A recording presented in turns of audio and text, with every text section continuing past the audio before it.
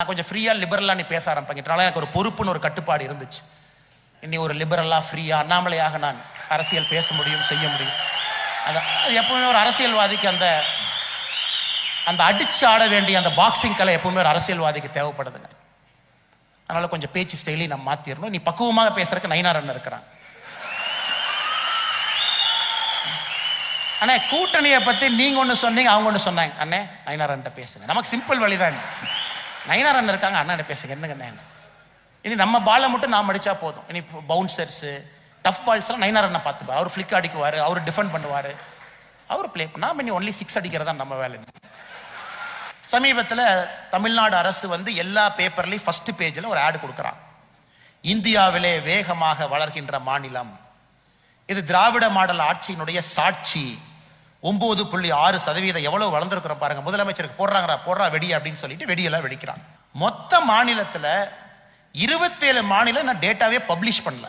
நேரம் அண்ணன் ஜெயக்குமார் அண்ணன் வீட்டுக்கு போய் அவர் ஒரு ஸ்டேட்மெண்ட் கொடுப்பாரு. அதை அப்படியே வாங்கிட்டு அதை அப்படியே இங்க பாஸ் பண்ணிட்டீங்கன்னா 8:30 மணிக்கு அண்ணாமலை வரும்போது அவரு மாட்டுவார். உங்களுக்கு ஜெயக்குமார் அண்ணன் என்ன நீங்க பதில் சொல்லணும். அண்ணன் ஜெயக்குமார் அண்ணன் அப்படி சொன்னாங்கன்னே உங்க பதில் என்னன்னு நாம ஒண்ணு சொல்லிடுவோம். இந்த 2 செய்தியை வாங்கிட்டு நேரா டிடிவி அண்ணன் 12 மணிக்கு அமமுக ஆபீஸ் இருந்து வெளியே வருவார். தம்பி நேரா அவரை போய் பிடி. அண்ணே ஜெயக்குமார் அண்ணன் இது சொன்னாரு, அண்ணாமலை அண்ணன் இது சொன்னாரு, நயினார் அண்ணன் இது சொன்னாரு, தமிழிசை நீங்க என்ன சொல்றீங்க? அவர் காலையில இருந்து டிவி பார்த்தாரா, அவர் எந்த வேலையில இருந்தாருன்னு யாருக்குமே தெரியாது. அவர் ஒரு கருத்து, இவங்ககிட்ட நியூஸ், இங்க நியூஸ், இங்க நியூஸ். அதை வச்சு நைட்டு டிபேட் வேற. அதை வச்சு 7 மணிக்கு டிபேட் ஆரம்பிச்சு அது 7ல இருந்து 8 கொண்டு 8ல இருந்து 9 கொண்டு. நடுநிலைவாதிகள்னு கொஞ்சம் பேர் உட்கார வச்சிருக்கிறாங்க. அவங்க என்ன பேசுறாங்கன்னு அவங்களுக்கே தெரியுது இல்ல பேசுறாங்க. அதையெல்லாம் பார்க்க வேண்டிய கால கொடுமை நமக்கு. உன்னை போட்டுருக்கா டப்புன்னு அதை போய் டப்புன்னு பார்த்தணும். அப்புறம் தான் தெரியும் ஓ சைடில் கொஸ்டின் மார்க் ஏதோ போட்டிருக்காங்க, உண்மையாலுமே அப்படி சொல்லலையா. கொஸ்டின் மார்க்கை பார்க்காம கிளிக் பண்ணிட்டோம். அம்மா மக்கள் முன்னேற்ற கழகத்தினுடைய பொதுச் செயலாளர், நம்முடைய அன்பையெல்லாம் பெற்றிருக்கக்கூடிய மக்கள் செல்வன் அண்ணன் டிடிவி தினகரன் அவர்களை நானும் ஒரு முறை என்னுடைய நெஞ்சார்ந்த வாழ்த்துக்களோடு வரவேற்கின்றேன். நேற்று அண்ணன் ஹாஸ்பிட்டல் போனது எனக்கு பெரிய சந்தோஷங்கண்ணா. ஏன்னா 2 நாட்களுக்கு முன்பு சொன்னாங்க, தம்பி நான் ஹாஸ்பிட்டல் போகிறேன், ஏற்கனவே முடிவு செஞ்சப்பட்ட அப்பாயின்மெண்ட், ஆனால் நீங்கள் கண்டிப்பாக போகணும், உங்களுடைய ஹெல்த் ரொம்ப முக்கியம். ஆனால் சில பேர்த்துக்கும் கட்சிக்குள்ள எல்லோருக்கும் தெரிஞ்ச ஒரு விஷயம் நேற்று தமிழக மக்களுக்கு தெரிஞ்சிருக்கணும். என்னன்னா அண்ணனுடைய இதயம் நல்ல இதயம் என்பது மக்களுக்கு நேற்று தெரிஞ்சிருக்கு. அதற்காக நான் சந்தோஷப்படுகின்றேன். அதை நாங்கள் சொன்னால் ஏற்றுக்குவாங்களா இல்லையோ, அப்போலோ டாக்டர் சர்டிஃபிகேட் கொடுத்துருக்குறாங்க, இதயம் நல்லா இருக்கு, நல்ல இதயம் அப்படின்னு. ஆனால் உங்களுடைய எண்ணம் போல வாழ்வு இருக்க வேண்டும். நீங்கள் ஒரு அற்புதமான மனிதர் என்பதை பழகி பார்த்த எங்கள் அனைவருக்குமே தெரியும். நிச்சயமாக நீங்கள் நினைக்கக்கூடிய மாற்றங்கள் எல்லாம் வரும் என்கின்ற முழு நம்பிக்கை எனக்கு இருக்கு. அமித்ஷாஜி அவர்கள் நம்முடைய தமிழகத்துக்கு வந்திருந்தாங்க. அவர் தொடர்ந்து ஒரு கேள்வியை கேட்டுக்கிட்டே இருந்தாங்க காலையிலேருந்து சாயந்தரம் வரைக்கும். என்னப்பா இவ்வளவு மீடியா நிற்கிறாங்க, எங்கே பார்த்தாலும் ஹோட்டலுக்கு வெளியே ஒரு 50 மீடியா நண்பர்கள், கேட்டில் நண்பர்கள், தமிழிசை அக்கா இல்லத்துக்கு போகும்போது அங்கே 50 நண்பர்கள், அதன் பிறகு மரியாதைக்குரிய ஒரு தேசியவாதியினுடைய இல்லத்துக்கு செல்றாங்க, அங்க 50 நபர்கள், திரும்ப ஹோட்டலுக்கு வர்றாங்க 50 நபர்கள். சாயந்தரம் கேட்டாங்க எத்தனை மீடியா சேனல் தான் இந்த ஊரில் இருக்கிறாங்க அப்படின்னு. நான் சொன்னேன் சார், இந்தியாவில் எங்கேயும் இல்லாத அளவுக்கு தமிழகத்தில் மீடியா நண்பர்கள் இருக்கிறாங்க. ஆக்ரோஷமானவர்கள், நல்லவர்கள், ஒரு செய்தியை சொல்ல வேண்டும் என்று துடிக்கக்கூடியவர்கள். நான் இந்தியாவில் எங்கேயுமே இவ்வளவு மீடியா நண்பர்களை ஒரு நாளில் நான் பார்த்ததில்லை, இங்கே தான் பார்த்தேன் சொல்லிட்டு தான் போனாங்க. அந்த அளவுக்கு ஒரு ரொம்ப காம்படிட்டிவான ஒரு ஃபீல்டுங்க, ரொம்ப காம்படிட்டிவான ஒரு மீடியா துறை. ஏன்னா அண்ணன் சொன்னது போல அண்ணன் டிடிவி அவர்களே ஒரு சேனல் நடத்துறாங்க, துவங்கி நடத்தி கொண்டிருக்கின்றார்கள் வெற்றிகரமாக. அதுல இன்னொரு தொலைக்காட்சி தேவையா அப்படிங்கிற கேள்வி மக்கள் முன்னாடி ஏப்ரல் 8, 2024 இருந்துச்சு. இன்னொரு தொலைக்காட்சி எதுக்கு, 50 பேர் இருக்கிறாங்களே, அவங்க சொல்லாத செய்தி அவங்க சொல்ல போறாங்க அப்படின்னு. ஆனா இந்த 1 ஆண்டு காலம் கழித்த பிறகு அந்த கேள்விக்கான விடையை நம்முடைய ஜனம் தொலைக்காட்சி நமக்கு கொடுத்திருக்கிறாங்க. ஆமாம் தேவைதான், தேவை மட்டுமல்ல இது காலத்தினுடைய கட்டாயம் என்கின்ற முக்கியமான செய்தியை நம்முடைய தமிழ் ஜனம் தொலைக்காட்சியினரும் சொல்லியிருக்கிறான். சமீபத்தில் தமிழ்நாடு அரசு எல்லா பேப்பர்லையும் ஃபர்ஸ்ட் பேஜில் ஒரு ஆடு கொடுக்குறான். இந்தியாவிலே வேகமாக வளர்கின்ற மாநிலம் இது, திராவிட மாடல் ஆட்சியினுடைய சாட்சி. 9.6% எவ்வளவு வளர்ந்துருக்கிறோம் பாருங்க. முதலமைச்சருக்கு போடுறா வெடி அப்படின்னு சொல்லிட்டு வெடியெல்லாம் வெடிக்கிறான். இந்தியாவில் வேகமாக தமிழகம் வளர்ந்தால் முதல்ல கொண்டாடக்கூடியவர்கள் நாம் இங்க அமர்ந்திருக்கிறோம், நாம தான் அதை கொண்டாடுவோம். தேசியவாதம் வேகமா வளரணும், எந்த மாற்று கருத்து இல்லை. ஆனா மொத்த மாநிலத்துல 27 மாநிலம் நான் டேட்டாவே பப்ளிஷ் பண்ணல.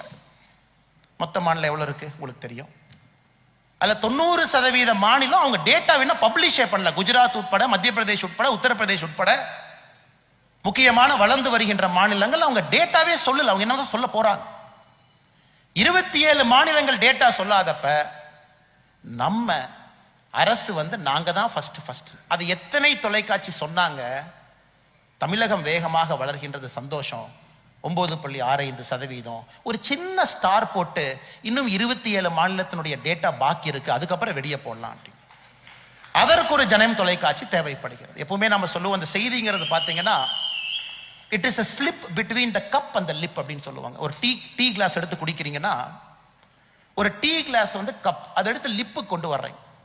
இந்த கப்பில் இருந்து லிப்புக்கு வரும்போது சிலது ஸ்லிப் ஆயிரும். ஒரு செய்திங்கிறது அப்படித்தாங்க ஸ்லிப் ஆயிட்டு இருக்கு தமிழ்நாட்டில். நடப்பது வேறு, எதற்காக நடக்கின்றது அதுவும் வேறு, ஆனால் சொல்லக்கூடிய விதம் வேறு. அதை நம்முடைய ஜனம் தொலைக்காட்சி நிறுவனம் பெரிய ஒரு போராட்டத்தோடு அதை உடைத்துக் கொண்டிருக்கின்றார்.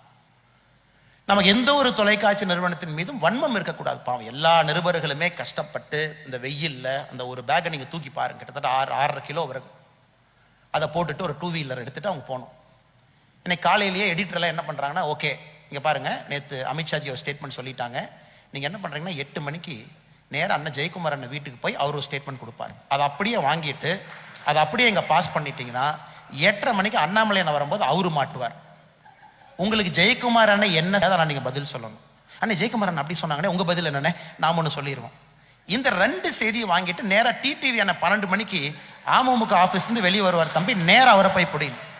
அண்ணே ஜெயக்குமார் அண்ணன் இது சொன்னாரு, அண்ணாமலை அண்ணன் இது சொன்னாரு, நயினார் அண்ணன் இது சொன்னாரு, தமிழிசை நீங்க என்ன சொல்றீங்க?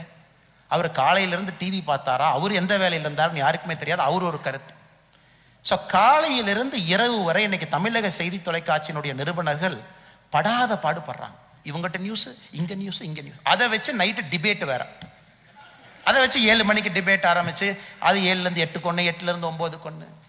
நடுநிலைவாதிகள்னு கொஞ்சம் பேர் உட்கார வச்சிருக்கிறாங்க. அவங்க என்ன பேசுறாங்கன்னு அவங்களுக்கே தெரியுறது இல்லை, பேசுறாங்க. அதையெல்லாம் பார்க்க வேண்டிய கால கொடுமை நமக்கு. ஏன்னா சாப்பிட்றப்ப தெரியாதனமா டிவி போட்டோம், ஐபிஎல் மேட்ச் நடக்குது, சரி தோனி சரியா விளையாடலப்பா, சார் ஐபிஎல்ல இருந்து மாத்தி ஒரு இதை பார்க்கலான்னு பார்த்தீங்கன்னா நடுநிலைவாதிகள்னு பேசக்கூடியதை கேட்டால் நமக்கே பயமா இருக்கு. நேற்று ஒரு செய்தி தொலைக்காட்சியில் ஒரு செய்தி பார்த்தேன். அண்ணாமலையும் அமித்ஷா அவர்களும் பயணம் செய்து போறாங்க, குருமூர்த்தி அவர்கள் வரவேற்பதற்காக காத்திருக்கிறாங்க. இது செய்தியா? இல்ல குருமூர்த்தி அவர்களுடைய இல்லத்திற்கு அமித்ஷா அவங்க போறாங்க, அவங்க கூட கட்சி நிர்வாகிகள் போறாங்க, இது செய்தியா? ஸோ இன்னைக்கு எல்லாமே சென்சேஷனல், கிளிக் பைட். உன்னை போட்டிருக்கணும், டப்புன்னு அதை போய் டப்புன்னு பார்த்தணும். அப்புறம் தான் தெரியும், ஓ சைடில் கொஸ்டின் மார்க் ஏதோ போட்டிருக்காங்க, உண்மையாலுமே அப்படி சொல்லலையாட்டு கொஸ்டின் மார்க்கை பார்க்காம கிளிக் பண்ணிட்டோம்.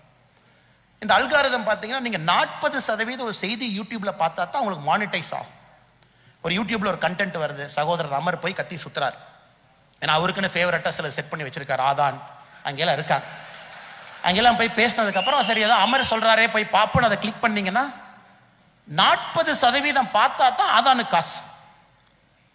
எல்லாமே ஆதான், எல்லாம் நல்லவங்க தான், நல்ல வேலையை செய்றாங்க. உதாரணத்துக்காக நான் எடுத்துக்கொண்டேன், சகோதரர் மாதேஷ் தப்பா நினைக்க மாட்டாங்க.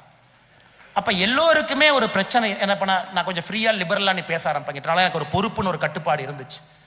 இனி ஒரு லிபரலா ஃப்ரீயா அண்ணாமலையாக நான் அரசியல் பேச முடியும், செய்ய முடியும். அது எப்பவுமே ஒரு அரசியல்வாதிக்கு அந்த அடிச்சு ஆட வேண்டிய அந்த பாக்ஸிங் கலை எப்பவுமே ஒரு அரசியல்வாதிக்கு தேவைப்படுதுங்க. அதனால கொஞ்சம் பேச்சு ஸ்டைலி நம்ம மாத்திரணும். நீ பக்குவமாக பேசுறதுக்கு நயினார் அண்ணன் இருக்கிறான். அண்ணே கூட்டணியை பத்தி நீங்க ஒண்ணு சொன்னீங்க, அவங்க ஒண்ணு சொன்னாங்க. அண்ணே நயினார் அண்ணன் பேசுங்க, நமக்கு சிம்பிள் வழிதான். நயினார் அண்ணன் இருக்காங்க, அண்ணன் பேசுங்க. என்னங்க இனி நம்ம பாலை மட்டும் நாம் அடிச்சா போதும். இனி பவுன்சர்ஸ் டஃப் பால்ஸ் எல்லாம் நயினார் அண்ணன் பார்த்துக்குவார். அவர் ஃபிளிக் அடிக்குவாரு, அவர் டிஃபெண்ட் பண்ணுவாரு, அவர் பிளே பண்ணா. நாம இனி ஒன்லி 6 அடிக்கிறதா நம்ம வேலை. ஆனால் இன்னைக்கு பார்த்தீங்கன்னா அந்த கிளிக் பைட் ரொம்ப முக்கியம். அந்த 40% நீங்க பார்த்தா தான் உங்களுக்கு மானிட்டைஸ் ஆகும். அந்த 40% உங்களை பார்க்க வைக்கணும். ஸோ அதற்கு இவர்கள் படக்கூடிய பாடுகள்லாம் நீங்க பார்த்தீங்கன்னா மீடியா துறை என்பது ரொம்ப மாறிடுச்சுங்க ஐயா, ரொம்ப மாறிடுச்சு.